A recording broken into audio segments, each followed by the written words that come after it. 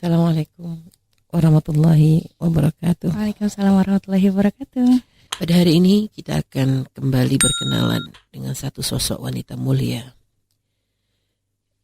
yang dikenal dengan nama Sayyidah Rufaidah Al-Aslamiyah Al-Ansariyah Al-Khazrajiyah. Dan memang ada beberapa pendapat, ada yang mengatakan bahwa namanya sebenarnya adalah Ku'aibah binti Asad, ya. Hanya dikenal dengan nama Rufaidah, artinya adalah senang menolong begitu. Al-inayah wal ata. Al-inayah itu pertolongan, al-ata pemberian. Dan memang banyak orang kadang diberi nama itu dengan tujuan agar mereka tuh sesuai dengan namanya. Karena nama itu mengandung makna doa. Hanya dikatakan oleh sebagian orang bahwa kalau Sayyidah Rufaidah diberi nama yang memang sesuai dengan kepribadiannya. Ternyata nama itu memang benar-benar mencerminkan diri beliau. Yaitu orang yang senang menolong dan juga orang yang senang memberi. Dikatakan beliau ini adalah putra dari seorang tabib. Sa'ad Al-Aslami ini dikenal sebagai tabib masyhur, sebagai dokter yang sangat-sangat terkenal, yang dia itu memang mempunyai pengalaman yang banyak tentang masalah ketabiban, ini dari zaman jahiliyah memang. Dan dia itu mencampurkan antara ya banyak berbagai macam pengobatan begitu. Dari mulai dengan tanaman-tanaman herbal gitu ya. Ya ada yang sampai dari pokoknya bahkan dengan hewani juga gitu ya. Ada kadang diambil dari ya kayak kencing onta juga kadang dipakai gitu ya. Ada juga lemak kambing juga gitu kan. Kayak bekam juga dia mempunyai pengetahuan itu. Sampai derajat dia juga mencampurkan dengan apa istilahnya kalau kayak sihir gitu, kayak dengan apa ya, dengan sesuatu yang memang ini menjadi tradisi kahin itu kayak perdukunan gitu loh modelnya itu. Jadi dia memang mengumpulkan, dan dia juga mengambil ilmu tentang kedokteran ini bukan hanya dari kota Madinah. Bahkan dia juga mengambil ketika dia melakukan perdagangan ke negeri-negeri yang lain, dia pun mengambil ilmu-ilmu kedokteran yang ada di daerah tersebut. Itu ayahanda daripada Sayyidah Rufaidah. Hanya saja tidak diceritakan kapan ayahanda Sayyidah Rufaidah ini wafat gitu ya. Hanya diceritakan bahwasanya Sayyidah Rufaidah itu memang mengambil banyak dari kemampuan ayahandanya di dalam masalah pengobatan. Hanya saja untuk urusan mengobati orang bil kahana itu tadi dengan masalah perdukunan begitu, dengan tradisi-tradisi jahiliyah ya, yang melibatkan ya keyakinan-keyakinan yang salah seperti itu memang Sayyidah Rufaidah itu sudah tidak suka. Jadi sebelum beliau kenal Islam, beliau itu memang sudah tidak menyukai hal tersebut. Jadi beliau lebih senang pengobatan melalui kayak pepohonan atau racikan-racikan dedaunan. Jadi beliau memang lebih senang seperti itu. Dan ketika datang Sayyidina Mus'ab ibn Umair mengajarkan agama Islam, menjadi duta pertama dalam Islam yang diutus oleh Rasulullah SAW untuk menyebarkan Islam ke kota Madinah, maka Sayyidah Rufaidah ini termasuk orang yang pertama, termasuk minal awail, termasuk di antara orang-orang yang pemula dalam memeluk agama Islam yang dibawa oleh Sayyidina Mus'ab ke kota Madinah.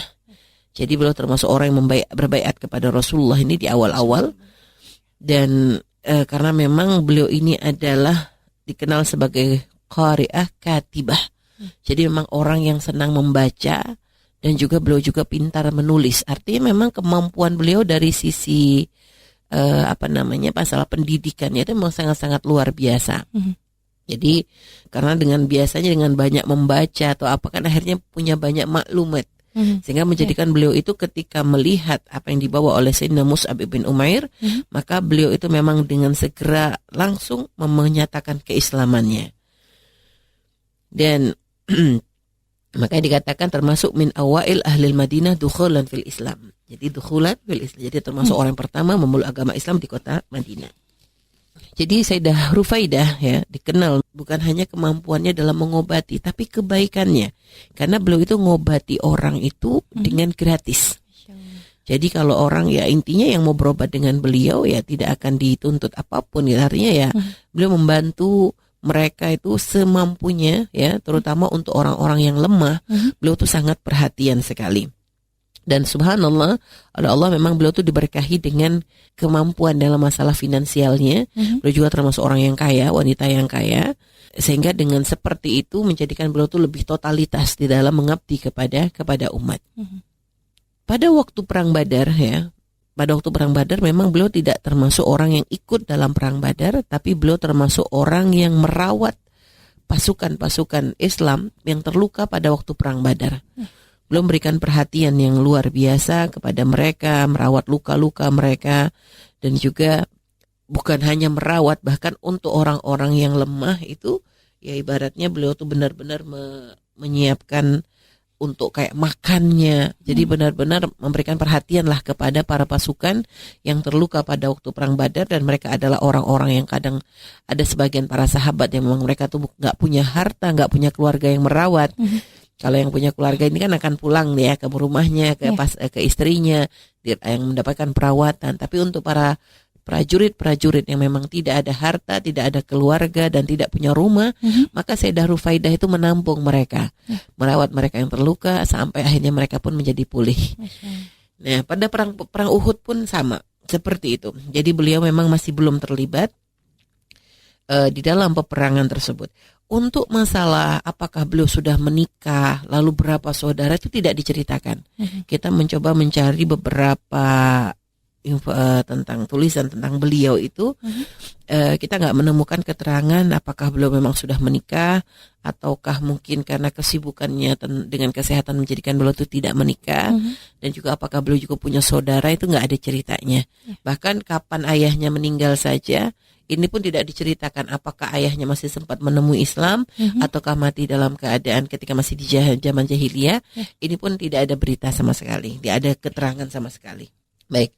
Dan pertama kali ya, karena melihat kebutuhan umat akan pentingnya masalah kesehatan seperti itu, Sayyidah Rufaidah itu tidak hanya membuka pengobatan untuk umat Islam saat itu.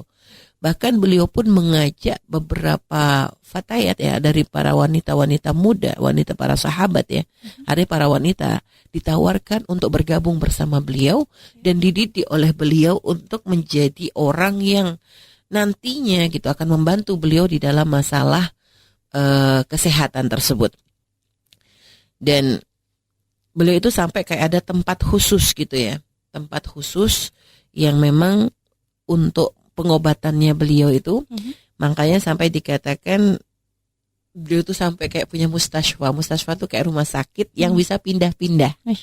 Ya, dari tenda, jadi tenda yang di dalamnya itu ya maksudnya untuk paket komplit dalam pengobatan, apa-apa disiapkan di situ, yang bisa dibawa kemana-mana, yang dikenal dengan Khaimah Rufaidah. Khaimah Rufaidah tuh ya tendanya Rufaidah. Jadi sebegitunya totalitasnya beliau di dalam pengabdian, dalam menjaga dalam masalah kesehatan dan kedokteran ini ya, itu memang benar-benar maksimal dan didukung oleh Rasulullah SAW karena memang sangat bermanfaat bagi umat saat itu. Bahkan sampai beliau tuh kayak punya grup ya, maksudnya punya tim. Jadi membuat tim yang tadi dari orang-orang yang memang mau bersama beliau, membuat tim bahkan mempunyai seragam khusus gitu ya. Jadi benar-benar resmi seperti itu. Nah, untuk masalah membantu orang-orang Islam yang sakit ataupun memang nanti dalam peperangan. Dan baru pertama kali ya perang yang diikuti oleh beliau adalah pada waktu perang Khandaq. Pada waktu perang Khandaq beliau menghadap kepada Rasulullah SAW meminta izin untuk dia dan timnya itu ikut di dalam peperangan tersebut. Dan di dalam peperangan tersebut beliau membantu orang-orang para sahabat yang memang terkena terluka ataupun ya mengalami artinya yang memang sangat dibutuhkan sekali saat itu. Dan termasuk orang yang dirawat oleh beliau ini itu adalah Sa'ad bin Mu'adz yang pada waktu pertemuan yang lalu kita ceritakan bagaimana Sa'ad bin Mu'adz ini ketika terluka ya, ketika terluka. Dan ini Sayyidina Sa'ad ini adalah putri dari sahabat mulia yang bernama Sayyidah Kabsyah ya. Pertemuan yang lalu kita sudah menceritakan tentang beliau.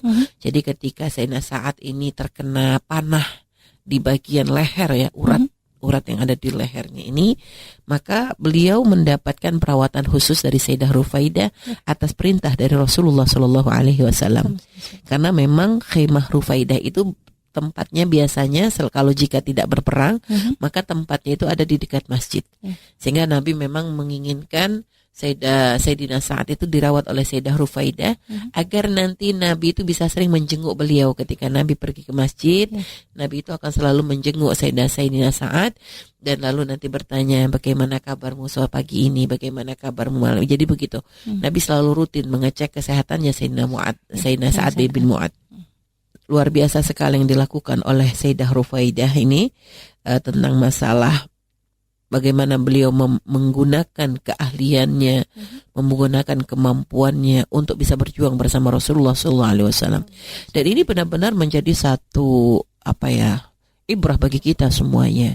Artinya memang di dalam membela agama Allah bukan hanya sekedar dibutuhkan orang-orang yang misalnya memang mampu untuk berdakwah dengan ilmu-ilmu fikihnya atau ilmu tafsirnya atau ilmu, tapi kita tuh memang membuka banyak kesempatan bagi siapapun yang mau berjuang kan begitu. Karena walaupun kesehatan secara ini kayaknya nggak ada bukan kayak fikih, bukan kayak gitu, tapi pun ternyata memang Islam tuh memang harus punya paket komplit dong. Karena itu dibutuhkan. Maka seorang insinyur pun jangan merasa saya insinyur nggak ada hubungannya dengan ustadz loh. Kalau nggak ada insinyur juga kita nggak bisa membangun juga kan gitu. Jadi semua dengan keahliannya itu bisa bergabung dalam kebaikan. Belajar dari Sayyidah Rufaidah dengan ilmu yang beliau punya. Ya, dengan ilmu yang beliau punya, dengan kemampuan yang beliau punya, beliau benar-benar mewakafkan dirinya adalah untuk berjuang membela agama Rasulullah yang dibawa oleh Rasulullah SAW. Dan juga pada waktu perang Khaybar ini juga Sayyidah Rufaidah juga mendatangi Rasulullah SAW meminta izin kembali kepada Nabi untuk mengikuti perang tersebut. Dan bersama beliau ya ada beberapa sahabiat dari beberapa wanita yang bergabung bersama beliau untuk yaitu tadi mengobati orang-orang yang sakit dan menolong orang-orang muslim semampunya. Jadi beliau menghadap kepada Rasulullah SAW dan mereka kata, jadi kami ingin keluar bersamamu ya Rasulullah untuk mengobati orang-orang yang muslim yang terluka dan jadi semampu kami. Dan Rasulullah pun menjawab mereka, Sayyidah Rufaidah dan anggotanya, ala barakatillah. Sehingga ya artinya beliau memang meridhoi keinginan mereka untuk bergabung di dalam peperangan. Bahkan gitu ya, sebegitunya Nabi itu mengakui perannya Sayyidah Rufaidah dalam peperangan tersebut. Rasulullah SAW itu memberikan kepada Sayyidah Rufaidah itu bagian dari harta rampasan perang. Yang memang biasanya harta rampasan perang itu diberikan kepada orang-orang yang memang dilihat mempunyai andil luar biasa di dalam peperangan. Dan jumlah banyak enggaknya kan memang ditentukan oleh imam. Nah, sampai dikatakan Sayyidah Rufaidah ini diberi bagian oleh Nabi ini seperti bagiannya al-jundi al-muqatil. Jadi sebagai maksudnya tuh prajurit yang bagian yang berperang, yang bagian membunuh, maksudnya yang memang punya peran andil lah. Kalau kayak kita mah kayak kaptennya gitu ya, mungkin dalam perlombaan gitu kan, ada yang intinya. Nah, Sayyidah Rufaidah itu mendapatkan bagian rampasan perang yang sama seperti mereka. Jadi menunjukkan bahwasanya Nabi itu memang mengakui peran Sayyidah Rufaidah di dalam peperangan tersebut, memang punya andil atau manfaat yang sangat luar biasa bagi umat. Bahkan sampai dikatakan, ada riwayat yang mengatakan bahwasanya Sayyidah Rufaidah ini dengan kemampuannya yang seperti itu gitu ya, artinya Rasulullah pun mengakui akan kemampuan beliau dalam masalah pengobatan. Sampai ada riwayat mengatakan, apakah ini Sayyidah Rufaidah ataukah ini timnya, wallahu a'lam ya. Nabi itu sampai memberi penghargaan kalung. Ya, ada yang diberi kalung, ada mengatakan memang kalung ini diberikan kepada Sayyidah Rufaidah. Bentuk penghormatan atas jasa-jasa beliau, peran beliau. Tapi ada yang mengatakan bahwasanya diberikan kepada timnya. Yang jelas wallahu a'lam ini riwayat ada berbeda gitu ya, akan tetapi yang jelas Ada yang diberi kalung ini karena memang perannya di dalam kesehatan, hanya memang kayaknya sih kalau melihat dari perannya ini diberikan kepada Sayyidah Rufaidah. Yang menjadikan kalung tadi menjadi kalung yang sangat menjadi satu kebanggaan ya bagi beliau. Sampai beliau mengatakan beliau tidak akan melepasnya kalung ini sekalipun. Siang malam akan selalu dipakai. Bahkan beliau pun berwasiat kepada keluarganya bahwa nanti jika beliau meninggal, beliau ingin kalung ini pun dikuburkan bersama beliau. Nah, karena ini adalah pemberian dari Rasulullah, ini menjadi sesuatu yang dianggap luar biasa, menjadi sesuatu yang benar-benar disyukuri oleh Sayyidah Rufaidah, ya, sehingga akhirnya beliau pun berwasiat agar kalung itu nanti dikuburkan bersama beliau, bersama jasad beliau. Ini bukan karena masalah kalungnya, tapi karena itu ada sambungnya dengan Nabi Muhammad Sallallahu Alaihi Wasallam. Tidak banyak berita secara perinci tentang beliau, bahkan kapan beliau wafat pun tidak ada diceritakan. Hanya yang kita ambil ibrah dari beliau adalah bagaimana peran beliau di dalam peradaban Islam, dalam perjuangannya Rasulullah Sallallahu Alaihi Wasallam, dan juga bagaimana kebaikan beliau dalam memberikan pengabdian dengan ilmu kedokteran yang dikuasainya.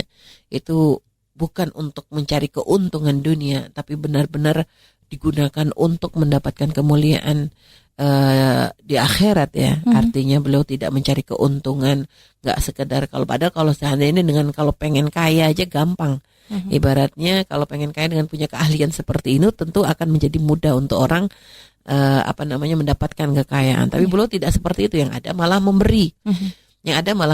Artinya ini menjadi suatu pelajaran bagi siapapun yang mempunyai keahlian. Jangan sampai keahliannya malah digunakan untuk memanfaatkan orang yang butuh. Akan tetapi bagaimana kita menjadikan diri kita manfaat bagi orang yang membutuhkan, kan begitu. Jadi ada sebagian orang itu memanfaatkan butuhnya orang, menjadi memanfaatkan orang yang butuh. Dia merasa dibutuhkan, akhirnya kadang memanfaatkan kebutuhan orang lain. Ya, itu untuk mencari keuntungan dunia. Tapi kalau Sayyidah Rufaidah ya, artinya menjadikan dirinya manfaat bagi orang yang membutuhkan.